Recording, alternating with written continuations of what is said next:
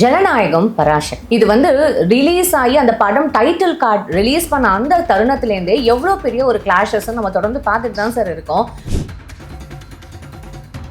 இப்போ ஏன் பராசக்தியை வந்து 10ஆம் தேதியே ரிலீஸ் பண்ணணும் அப்படின்னு வந்து ஒரு கேள்வி எழுப்பப்படுது. முதல்ல பராசக்தி ஜனநாயகன் படம் வந்து படம் முடிஞ்சு 6 மாசம் ஆச்சு. ஆனால் அவங்க திட்டமிட்டு இந்த படத்தை ஜனவரி மாதம் 2026 பொங்கலுக்கு கொண்டு வரணும். ஏன்னா அடுத்த 2 மாதத்தில் தேர்தல் வந்துடும். ஆனால் பராசக்தி படம் வந்து தீபாவளிக்காக வர வேண்டிய படம், தீபாவளிக்கு முன்னாடி வர வேண்டிய படம். ஜனநாயகன் பொங்கல் ரிலீஸுங்கிறது வந்து பிளான். பராசக்தி பொங்கல் ரிலீஸ் வந்து ஆக்சிடென்ட்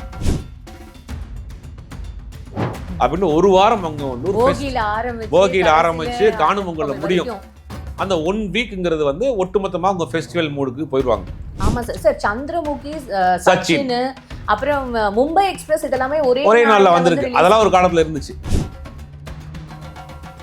ஆனா இப்போ என்ன ஆச்சுன்னா எந்த படமுமே பெருசா போறதில்ல. ஒரு 4 நாள் 3 நாள் தான் இந்த கலெக்ஷன் எடுக்கணும். அதெல்லாம் என்ன பண்றாங்கன்னா பராசக்தியை கொண்டு வந்து பராசக்தி ஜனநாயகன் வருது. இப்போ ஜனநாயகன் படம் வந்து விஜயினுடைய கடைசி படம். அவர் முழுக்க அவருடைய அரசியலை இந்த படத்தில் சொல்லியிருக்கிறார். இந்த படத்தை கண்டிப்பாக ஒரு மெகா ஹிட் படமா ஆக்கணுங்கிற கட்டாயம். அப்படிங்கும் போது இவ்வளவு லென்த்தியான படம் 3 மணி நேரம் தியேட்டர்ல உட்காருவாங்களா ஆடியன்ஸ்? இன்னொரு கூடுதல் தகவல் சொல்றேன். நெல்சனுடைய உதவியாளர் ஒருத்தர் விஜய் கதை கேட்டிருக்கிறதாக ஒரு தகவல் எக்ஸ்க்ளூசிவா போட்டுக்குங்க. பராசக்திக்கு இப்போ பின்னாடி வந்து ரெட் ஜெயண்ட் இருக்கு, உதயநிதி இருக்கிறாரு. உதயநிதி தான் இந்த பண்றாங்க, திமுக தான் இந்த 3 மணி நேரம் உங்களுக்கு திமுக படம் எடுக்க சொல்லிச்சு. பராசக்தின்றது ஒரு படம் வரட்டுங்க, நீங்க எந்த படம் நல்லா இருந்தா மக்கள் பார்த்துட்டு போறாங்க. சரி சார், பராசக்தின்றது ஒரு சரி வந்தா என்ன சார்? 14ஆம் தேதி படத்தை ஏன் 10ஆம் தேதி வந்தா என்னன்ற? சிவாக்கு வந்து துப்பாக்கி கொடுத்திருக்காரு. இதெல்லாம் வந்து துப்பாக்கி கொடுத்தாருங்கிறதுக்காக அந்த அளவுக்கு கூட வந்து ஒரு கிராட்டிட்யூட் இல்லையா அப்படின்றது வந்து இதுவே தப்பான வாதம். அப்போ சிவகார்த்திகேயன் டைரக்டாவே விஜயோட மோதுறாரா? இதுல என்ன மோதல் இருக்கு? அப்ப வந்து ரஜினி கமல் மோதிட்டாங்களா, இல்ல சசிகுமாரும் சூர்யா மோதிக்கிட்டாங்களா? ஏன்னா இவர் படம் வந்ததுனால எல்லாரும் ஒதுங்கி நிக்கணுமா? ரோட்ல யாரும் நடக்க கூடாதா? இல்ல அப்படி கேள்வி கேக்குறாங்கன்னா விஜய் ரோட்ல போறப்ப யாரும் ஒதுங்கி ரோட்ல போக கூடாதா? கார்ல போக கூடாதா? நடந்து போக கூடாதா? இது துப்பாக்கியை கொடுத்துட்டா நீ நன்றி கட்டமே நாசமா போயிருவோம், கைகால் வழங்காது, நீ மலை கூட மோதாத, இமயமலையில மோதாத, என்னென்னமோ பேசுறாங்களே. என்ன சிவகார்த்திகேயன் என்ன அவருக்கு படுற வாய்ப்பை கெடுத்துட்டாரா, இல்ல அவர் சோத்துல மண்ணெளி போட்டாரா? டெய்லி காலில் போய் தனுஷ் வாசப்படல மறுவாசல் பண்ணிட்டு அவரு. அதெல்லாம் யார் சார் எதிர்பார்க்க? அப்புறம் என்ன நன்றி விசுவாசம் எப்படி காட்டணும்?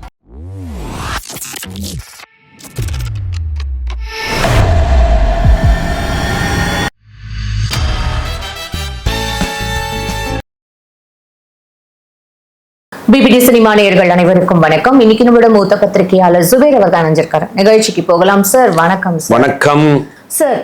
ஜனநாயகம் பராசக்தி இது வந்து ரிலீஸ் ஆகி அந்த படம் டைட்டில் கார்டு ரிலீஸ் பண்ண அந்த தருணத்திலேருந்தே எவ்வளோ பெரிய ஒரு கிளாஷஸ் நம்ம தொடர்ந்து பார்த்துட்டு தான் சார் இருக்கோம். 14ஆம் தேதி தான் பராசக்தி ரிலீஸு, 9ஆம் தேதி ஜனநாயகம் ரிலீஸ் அப்படின்னு ஒரு முடிவெடுக்கப்பட்ட இந்த தருணத்தில் இப்போ ஏன் பராசக்தியை வந்து 10ஆம் தேதியே ரிலீஸ் பண்ணணும் அப்படின்னு வந்து ஒரு கேள்வி எழுப்பப்படுது. இதுக்கு பின்னாடி வந்து நிறைய அரசியல் ஒரு அரசியலோட அந்த ஒரு தாக்கமும், சிவகார்த்திகேயன் வந்து ரொம்ப புஷ் பண்ணுறாரு, இல்லை எனக்கு 10ஆம் தேதி தான் வேணும் அப்படின்னு சொல்கிற மாதிரி நிறைய விஷயங்கள் சார். இன்னும் நிறைய நம்ம டிஸ்கஸ் பண்ணுறது. இதை பற்றி உங்களோட கருத்து என்ன சார்? முதல்ல பராசக்தி ஜனநாயகன் படம் வந்து படம் முடிஞ்சு 6 மாதம் ஆச்சு. படத்தினுடைய ஷூட்டிங் முடிஞ்சு 6 மாதம் ஆச்சு. அந்த படம் நடிச்சிருந்தா தீபாவளிக்கு வந்திருக்கலாம், இல்லை அதுக்கு பிறகு முன்னாடி கூட வந்திருக்கலாம் படம். ஆனால் அவங்க திட்டமிட்டு இந்த படத்தை ஜனவரி மாதம் 2026 பொங்கலுக்கு கொண்டு வரணும். ஏன்னா அடுத்த 2 மாதத்தில் தேர்தல் வந்துடும். அப்போ நம்ம அரசியல் பேசியிருக்கிறோம், நம்ம இந்த படத்தை வந்து பொலிட்டிக்கலாக நமக்கு இந்த படத்தை பயன்படுத்திக்கலாங்கிற ஒரு திட்டத்தோடு இந்த படத்தை எடுத்து 6 மாதமாக வச்சுருந்தாங்க. இல்லை இது அதுக்கடுத்து வர சொல்கிறேன். ஆனால் பராசக்தி படம் வந்து தீபாவளிக்காக வர வேண்டிய படம், அது தீபாவளிக்கு முன்னாடி வர வேண்டிய படம். அந்த படம் எடுத்துகிட்டு இருக்கப்போ அந்த பட தயாரிப்பாளருக்கு ஏற்பட்ட ஒரு பிரச்சனை, ரைடு, அதனால் ஒரு 2-3 மாதம் அந்த படம் ஷூட்டிங்கே போகல. படம் வந்து ஹோல்டில் போடப்பட்டுச்சு. அதற்கு பிறகு அந்த படம் வந்து ஒவ்வொரு கட்டமாக முடிஞ்சு கடைசியில் ஒரு படம் முடிஞ்சிருச்சு. அப்புறம் முடிஞ்சவொடனே பார்த்தா தீபாவளியெல்லாம் முடிஞ்சிருச்சு. அப்போ எந்த ஃபெஸ்டிவலில் ரிலீஸ் பண்ணுவோம் இந்த படத்தை பிளான் பண்ணுறப்போ பொங்கல் வருது, பொங்கலுக்கு வரலாங்கிற மாதிரி அவங்களும் வர்றாங்க. இவங்க ஆல்ரெடி இவங்க இருக்கிறாங்க, இவங்களும் தள்ளி போய், அதாவது பராசக்தி பொங்கல் ரிலீஸுங்கிறது பிளான். ஓகே. ஜனநாயகன் பொங்கல் ரிலீஸுங்கிறது வந்து பிளான். பராசக்தி பொங்கல் ரிலீஸ் வந்து ஆக்சிடென்ட். ஏன்னா அந்த தீபாவளிக்கு முன்னாடியே வர வேண்டிய படம் தள்ளி தள்ளி போய் அப்படியே இங்கே வந்து நிற்கிது. எப்பயுமே ஒரு ஒரு பெரிய பட்ஜெட் படம், பெரிய ப்ராடக்ட் வந்து ஒரு ஃபெஸ்டிவல் டேஸில் வர்றதுங்கிறது எல்லாரும் விரும்புவாங்க. அது தீபாவளிலாம் கூட ஒரு நாள் பண்டிகை தான். பொங்கலுங்கிறது ஒரு வார பண்டிகை. கண்டினியூஸாக 1 வீக் வந்து சென்னையிலலாம் பார்த்தீங்கன்னா டீ கடை கூட இருக்காது, ரோட்டில் ஆடு நடமாட்டமே இருக்குது. அவ்வளோ போயிடுவாங்க. ஏன்னா அவங்க சொந்த ஊருக்கு போயிட்டு மாட்டு பொங்கல், அப்புறம் மனை பொங்கல், அப்புறம் காணும் பொங்கல் அப்படின்னு அப்படியே ஒரு 2 நாள் அங்கே ரெஸ்ட்டு அப்படின்னு ஒரு வாரம் அவங்க வந்து ஒரு போகியில் ஆரம்பிச்சு காணும் பொங்கலில் முடியும். அந்த 1 வீக்குங்கிறது வந்து ஒட்டுமொத்தமாக அவங்க ஃபெஸ்டிவல் மூடுக்கு போயிடுவாங்க. அப்போ அந்த நேரங்களில் தியேட்டரில் போய் படம் பார்ப்பாங்கங்கிறது ஒரு கான்செப்ட். அது எல்லா காலமும் இருக்குது. இப்போ அப்படித்தான் என்ன பண்ணுறாங்கன்னா பொங்கலில் வந்து படம் ரிலீஸ் பண்ணுவோன்னு பிளான் பண்ணுறாங்க. ஒரு காலத்தில் வந்து தீபாவளி பொங்கலுக்கு 10 படம்லாம் ரிலீஸ் ஆயிருக்கு. 10 படம் ஒரே தீபாவளிக்கு ரிலீஸ் ஆயிருக்கு, பொங்கலுக்கு ரிலீஸ் ஆயிருக்கு. ஒரே நடிகர் படம் 2 படம் ரிலீஸ் ஆயிருக்கு. பெரிய உச்ச நட்சத்திர படம் 2 படம் ரிலீஸ் ஆயிருக்கு. ரஜினி கமல் படம், குணா இருக்கட்டும், தளபதியாக இருக்கட்டும், அஜித் விஜய் படம், அந்த மாதிரி நிறைய பெரிய ஸ்டார்ஸ் படங்கள் மோதி இருக்கு. ஆமா சார், சந்திரமுகி, சச்சின், அப்புறம் மும்பை எக்ஸ்பிரஸ் இதெல்லாமே ஒரே நாள்ல வந்திருக்கு. அதெல்லாம் ஒரு காலத்துல இருந்துச்சு. ஆனா இப்போ என்ன ஆச்சுன்னா எந்த படமுமே பெருசா போறதில்ல. ஒரு 4 நாள் 3 நாள் தான் அந்த கலெக்ஷன் எடுக்கணும்.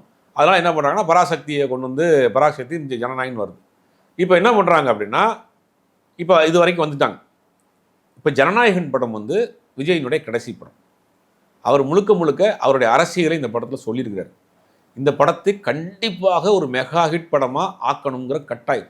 ஏன்னா அவர் பேசின அரசியல் படத்தில் வச்சு அந்த படம் ஓடலன்னு வச்சுங்க, தேர்தலுக்கு முன்னாடி அது பெரிய செட்பேக் ஆயிடும்.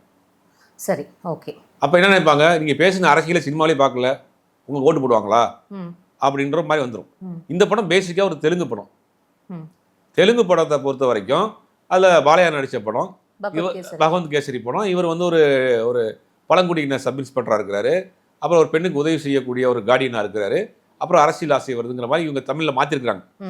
3 மணி நேரம் படம், 3 மணி நேரம் 3 நிமிஷம் படம் ஃபைனல் ஆயிடுச்சு. 8ஆம் தேதியே வந்து யூஎஸ்லாம் ரிலீஸ் ஆகுது படம். அதெல்லாம் டிக்கெட் ஓப்பனே ஆயிடுச்சு யூஎஸில். அப்படிங்கும் போது இவ்வளோ லென்த்தியான படம் 3 மணி நேரம் தியேட்டரில் உட்காருவாங்களா ஆடியன்ஸு? நீங்கள் என்னதான் கருத்துக்களை சொன்னாலும் 3 மணி நேரம் உட்கார முடியுமா? 1/2 hour பிரேக்கு, 3.5 மணி நேரம். அவன் இங்கேருந்து வீட்டிலேருந்து கிளம்பி போகிறான், 4 மணி நேரம், குறைந்தபட்சம் ஆஃப் டே. சரி, ஆஃப் டே போயிடும். அப்படிங்கும்போது படத்துக்கு வேற மாதிரி ரிசல்ட் வந்துருமோங்கிற ஒரு பயம் வருது அவங்களுக்கு. ஃபர்ஸ்ட் 2 நாள் வந்து ஆடியன்ஸ் அவங்க ரசிகர்கள் ஃபுல் பண்ணிடுவாங்க. இந்தியா முழுவதும் உலகம் முழுவதும் விஜய் ரசிகர்கள் 2 நாள் தியேட்டரில் ஃபுல் பண்ணிடுவாங்க, டிக்கெட் கிடைக்காது. சார், அப்படி இருக்கும் பொழுது ஜனநாயகம் கடைசி படம் அப்படின்றது இப்போ வரைக்கும் பேசப்படுது இல்லை? அதுக்காகவே இன்னொரு கூடுதல் தகவல் சொல்கிறேன். நெல்சனுடைய உதவியாளர் ஒருத்தர் விஜய் கதை கேட்டிருக்கிறதாக ஒரு தகவல் எக்ஸ்க்ளூசிவாக போட்டுக்குங்க. விஜய் நெல்சனுடைய உதவியாளர்கிட்ட விஜய் தனியாக அழைச்சி தேர்தல் முடிவுக்கு பிறகு நம்ம படம் பண்ணுவோம் அப்படிங்கிற ஒரு அது அரசியல், அது அப்புறம் பேசுவோம். இப்போ இந்த படம் 3 மணி நேரம் இருக்குது. படம் ரிசல்ட் தப்பாக போச்சுன்னா ஒட்டுமொத்த அரசியலுக்கு அது இம்பாக்டாக கிரியேட் பண்ணும். அப்போ என்ன பண்ணுறாங்க, இந்த படத்தை எப்படியோ ஓட வைக்கணும். அப்போ இந்த படத்தை என்ன பண்ணுறாங்கன்னா பராசக்தி வருது, பராசக்தியை வந்து மோத விட்றாங்க. பராசக்திக்கு இப்போ பின்னாடி வந்து ரெட் ஜெயண்ட் இருக்குது, உதயநிதி இருக்கிறாரு. உதயநிதி தான் இந்த பண்ணுறாங்க. திமுக தான் இந்த 3 மணி நேரம் உங்களுக்கு திமுக படம் எடுக்க சொல்லிச்சு. சரி சார், இப்போ நீங்க இதை சொல்றீங்கல்ல, இப்போ இந்த கதைக்கு வருவோம், இல்லை இந்த நட்புக்கு வருவோம் சார். சிவகார்த்திகேயன் மேல ஆல்ரெடி நிறைய விஷயங்கள் அதிருப்தியா இருக்குல்ல சார். இந்த தருணத்துல சிவகார்த்திகேயனோட அவரோட ஒவ்வொரு மேடையிலையுமே அவர் வந்து இப்போ கூட இந்த வள்ளுவர் கூடத்தில் நடந்த இன்சிடென்ட் கூட, ஐயோ நான் ஏதாவது பேசினா கூட மறுநாளே அது யூடியூப்ல வந்துடுது அப்படின்னு அவர் பயந்து பேசப்படுற ஒரு தருணத்துல 10ஆம் தேதி அவர் ஏன் சார் அக்செப்ட் பண்ணிக்கணும் இந்த மூவி? அவர் ப்ரொடியூசர் கிடையாது சார். இருந்தாலும் அவருக்கு என்ன மாதிரியான ஒரு அவரு ப்ரொடியூசர் கிடையாது. இதுதான் சார் இப்ப சமூக வலைதளத்துல ஒரு இல்ல இது நரேஷன், இதுதான் திட்டமிட்டே பரப்பப்படக்கூடிய போலி செய்தி, பொய் செய்தி. விஜய்க்கு எதிராக சிவகார்த்திகேயன் திருப்புறது, விஜய் ரசிகர்களை திமுகவுக்கு எதிராக திருப்புறது. அப்படின்னா ஒரு கோவத்தை இந்த படத்தை பார்ப்பாங்க, ஓட வைப்பாங்க, படம் ஓடி ஆகணுங்கிற ஒரு திட்டமிட்டே பரப்பப்படுகிற ஒரு பொய் செய்தி இது. பராசக்தின்றது ஒரு படம் வரட்டுங்க, நீங்க எந்த படம் நல்லா இருந்தா மக்கள் பார்த்துட்டு போறாங்க. சரி சார், பராசக்தின்றது ஒரு சரி வந்தா என்ன சார்? 14ஆம் தேதி படத்தை ஏன் 10ஆம் தேதி நீங்க வந்தா என்னன்ற வந்தா எதுவும் இல்ல சார். ஆனா 14ஆம் மக்கள் தான தீர்மானிக்க போறாங்க. இல்ல சார், 14ஆம் தேதி இந்த படத்தை இது பண்ண. நான் இன்னொரு வாரத்துக்கு வரேன். இதே விஜய் படம் வருது, ஒரு புதுமுக நடிகர் படம் வருது, அந்த படம் வருது. இப்போ நீங்க ரெட்ரோவும் டூரிஸ்ட் ஃபேமிலி வந்துச்சு. ரெட்ரோ படத்துக்கு ஏகப்பட்ட பில்டப். சூர்யா நடிச்சிருக்காருங்க. டூரிஸ்ட் ஃபேமிலி ஒரு புதிய நடிகர்கள் நடித்த படம், சசிகுமார் நடித்த படம், புதிய இயக்குனர் இயக்கிய படம், சசிகுமார் நடித்த படம். இந்த படம் எவ்வளோ நாள் ஓடிச்சு? எவ்வளோ பெரிய ஹிட்டு, எப்படி மக்கள் கூட்டம் கூட்டமாக பார்த்தாங்க. அப்போ வந்து சசிகுமாருக்கு எதிராக இவர் சூர்யா வேலை பார்க்குறன்னு அர்த்தமா? சார் அங்க யாருமே வந்து இப்போ அதே நீங்க கேட்குற கேள்வி கரெக்ட். ஆனா சூர்யா வந்து எந்த ஒரு கட்சியிலயும் இல்ல, எந்த கட்சிக்கு எதிராகவும் பேசல. ஆனா இப்போ விஜய் ஓப்பனாவே வந்து திமுக கவர்மெண்ட்டுக்கு சேலஞ்ச் விட்டு இந்த மாதிரியான ஒரு விஷயங்கள் பண்ணும்போது, ஆல்ரெடி பொலிட்டிக்கல்ல அந்த மாதிரி ஒரு லைன் இருக்கும்போது திருப்பியும் ஏன் நீங்க சினிமாலையும் இந்த சரி வன்மத்தை வந்தா காட்டுறீங்க என்னன்ற அப்படின்றது தான் வந்தா சார் என்னங்கிறது இங்க கேக்குறாங்க. தேட்டர் படம் பார்க்க வரக்கூடியது யாரு? காமன் சினிமா ரசிகர்கள் தானே. அவங்க தான் நல்ல படம் எந்த படத்தை முதல்ல பார்க்கணும், எந்த படத்தை ரெண்டாவது பார்க்கணுங்கிற முடிவு பண்ணுவாங்க. நீங்க ஏன் பதறீங்க? நீங்க காமனான ஒரு சினிமா ரசிகர். 2 படம் ரிலீஸ் ஆகுது. எனக்கு இந்த படம் முதல் நாள் வந்து பராசக்தி பார்த்துருவோம், இல்லாட்டி ஜனநாயகன் பார்த்துருவோம் உங்களுக்கு தோணுது. நீங்க படத்தை போய் பார்க்குறீங்க. இல்லையா 2 ஷோ முடிஞ்சோன்னே ஒருத்தர் கேட்குறீங்க எந்த படம் நல்லா இருக்கு அப்படின்னு. காமனா நடிக்கக்கூடிய சரி. ஒரு சினிமா ரசிகர்கள். ம். இப்போ ஜனநாயகன் நல்லா இருக்குப்பா, பராசக்தி சுமாரா இருக்கு, இல்லை ஜனநாயகன் சுமாரா இருக்கு, பராசக்தி நல்லா இருக்கு ம். அப்படின்னு மக்கள் முடிவு பண்ண போறாங்க. நீங்க ஏன் பத்துறீங்கன்றீங்க? நீங்க ஆல்ரெடி தேட்டர் 1200 தேட்டர்ல ஆளுக்கு 650 தேட்டர் போட போறீங்க. இல்ல சார் இப்போ இது கமர்ஷியலா பேசுவோம் வந்தா என்னங்கிற அதை இப்ப கமர்ஷியலா பேசுவோம். இப்போ 9ஆம் தேதி வந்து இது வந்து சமூக வலைதளத்துல பேசுற ஒரு டிஸ்கஷன் தான். 9ஆம் தேதி ஜனநாயகம் ரிலீஸ் ஆகுதுன்னு வச்சுக்கோங்களேன். 10ஆம் தேதி பராசக்தி ரிலீஸ் ஆகுது. உங்களோட வார்த்தைப்படி ஜனநாயகம் சுமாரா இருக்கு அப்படின்னா, அப்போ அவங்களுக்கு இந்த தியேட்டர் மார்க்கெட் வந்து கம்மியாகி பராசக்திக்கு வந்து நிறைய ஒரு தியேட்டரிக்கல் அது நிறைய வந்து கிடைக்கும், இன்க்ரீஸ் ஆகும், ஷோஸ் இன்க்ரீஸ் ஆகும். அப்படின்னும் போது இவங்களுக்கு மார்க்கெட் டவுன் ஆகும்ல சார். சரி ஓகே, சிவகார்த்திகேயன் வேண்டாம், பராசக்தியில் அடுத்த ஒரு புது நடிகரோட படம் வருது, அந்த படம் நல்லா இருக்கு, சூப்பர் டூப்பராக ஓடுது, ஆட்டோமேட்டிக்காக அந்த படத்தை ஸ்கிரீன் இன்க்ரீஸ் பண்ணுவாங்க. சிவாக்கு வந்து துப்பாக்கி கொடுத்திருக்காரு. இதெல்லாம் வந்து அப்போ வந்து அந்த துப்பாக்கி இது கூட துப்பாக்கி கொடுத்தாருங்கிறதுக்காக அவருக்கு அந்த அளவுக்கு கூட வந்து ஒரு கிராட்டிடியூட் இல்லையா அப்படின்றது வந்து இதுவே தப்பான வாதம். சினிமா படத்தில் ஒரு சீன்ல நடிச்சிருக்கிறாரு, இந்த படத்தை வேற ஒரு தயாரிப்பாளர் தயாரிச்சிருக்கிறாங்க, அது எப்போ ரிலீஸ் பண்ணணும்னு முடிவு பண்ண வேண்டியது அவங்க தான். 14ஆம் தேதிங்க தான் முதல்ல ஃபிக்ஸ் பண்ணியிருந்தாங்க. 14ஆம் தேதி ஃபெஸ்டிவல் முடிஞ்சிடும், ஓரளவுக்கு போகி முடிஞ்சிடும். பொங்கல் தானே சார். ஆமாம், அதுக்கு பிறகு ஒரு 2 நாள் தானே இருக்கு, இது ஒரு வாரம் இருக்கு லீவு. இப்போ 11ஆம் தேதி 12ஆம் தேதி வந்து ஃபெஸ்டிவல் மூடு ஸ்டார்ட் ஆயிரும். அது 16ஆம் தேதி 17ஆம் தேதி வரைக்கும் போகும். அப்படிங்கும்போது அவங்க ஒரு பிளான் பண்றாங்க. அப்போ நீங்க எடுக்கிற படம் மேலயே உங்களுக்கு நம்பிக்கை இல்லன்ற மாதிரியான ஒரு நம்பிக்கை இல்ல மக்கள் பார்க்கறதுக்கு ஸ்பேஸ் கொடுக்கணும்ல, இடம் டைம் கொடுக்கணும்ல. அதான் அப்போ சரி, இப்போ 10ஆம் தேதி ரிலீஸ் ஆக போகுது, 12ஆம் தேதி ரிலீஸ் ஆக போகணும் முடிவு பண்ணல அவங்க. பராசக்தி 14ஆம் தேதி வருதா, 10ஆம் தேதி வருதா, 12ஆம் தேதி முடிவு பண்ணல ஒன்றும். இப்போ வரைக்கும் அவங்க 14ஆம் தேதிங்கிறத லாக் பண்ணி வச்சிருக்காங்க. அப்ப ஏன் இந்த 10ஆம் தேதின்றது இந்த வார்த்தைகள் இல்லை, அவங்க ஒரு முன்னாடி கொண்டு வரலாமாங்கிற ஒரு பிளான் இருக்காங்க. ஏன்னா லீவ் வருது, லாங் கேப் வருது, அதில் அமௌண்ட் ரிலீஸ் பண்ணுவோமாங்கிற ஒரு பிளான் இருக்காங்க. அப்போ சிவகார்த்திகேயன் டைரக்டாவே விஜயோட மோதுறாரா? இதுல என்ன மோதல் இருக்கு? அப்போ வந்து ரஜினி கமல் மோதிட்டாங்களா, இல்லை சசிகுமாரும் சூர்யா மோதிக்கிட்டாங்களா? ஒரு நேரத்தில் என் படம் வர்றப்ப என் இன்னொரு படம் வரக்கூடாதுங்கிறது இது வந்து ஆதிக்க மனப்பான்மை இல்லையா, மோனப்புள்ளி மனப்பான்மை இல்லையா? யோசிச்சு பாருங்க, நான் மட்டும் தான் படம் வரணும், என் படம் தான் ரிலீஸ் ஆகணும், எனக்கு முன்னாடி யாருமே ஆள் கிடையாது, நீ ஒரு ஆளா, இப்படிங்கிற மனப்பான்மையே வந்து ஆதிக்க மனப்பான்மை. ஜனநாயகம் அவரோட கடைசி படம் வரட்டும்ன்றேன். யார் உங்களுக்கு பிடிச்சி வச்சிருக்கா? வந்து ஒரு ரெஸ்பெக்ட் கொடுத்திருக்கலாமே. எதுக்கு ரெஸ்பெக்ட் கொடுக்கணும்? எதுக்கு அவர் ஒரு நடிகர், இவர் ஒரு நடிகர், இந்த படம்லாம் தான் இந்த படத்தை பார்க்க போறாங்க, அந்த படம் தான் அந்த படம் பார்க்க போறாரு. ஏன்னா இவர் படம் வந்ததுனால எல்லாரும் ஒதுங்கி நிக்கணுமா? ரோட்ல யாரும் நடக்க கூடாதா? இல்ல அப்படி என்ன கேள்வி கேக்குறாங்கன்னா, விஜய் ரோட்ல போறப்ப யாரும் ஒதுங்கி ரோட்ல போக கூடாதா, கார்ல போக கூடாதா, நடந்து போக கூடாதா? இல்ல சார், இப்போ என்ன கேள்வி, ஒரு படம் வர்றப்ப 4 படம் தியேட்டர்ல வர ரிலீஸ் ஆகும். முந்தி காலத்துல 5 படம் 6 படம் ரிலீஸ் ஆச்சு. இப்போ 2 படம் வருது. 2 படத்தை எந்த படம் நல்லா இருக்கோ அந்த படத்தை மக்கள் பார்க்க போறாங்க. இதுக்கு துப்பாக்கியை கொடுத்துட்டா, நீ நன்றி கட்டமே, நாசமா போயிடுவோம், கை கால் வழங்காது, நீ மலை கூட மோதாத, இமயமலையில மோதாத, என்னென்னமோ பேசுறாங்களே. என்ன சிவகார்த்திகேயன் என்ன அவருக்கு படுற வாய்ப்பை கெடுத்துட்டாரா, இல்லாட்டி அவர் சோத்துல மண்ணெளி போட்டாரா? சார் அவருக்கும் இப்போ நிறைய கடன் பிரச்சனை இருக்கு அப்படின்றது அது எல்லாருக்கும் தான் இருக்கு. அவர் வந்து இந்தியாவே கடன்ல இருக்கு. அவர் வந்து ஒரு பிரஷரா ஃபீல், அவர் வந்து இவங்க டிஎம்கே உங்களுக்கு எவ்வளவு கடன் இருக்கு?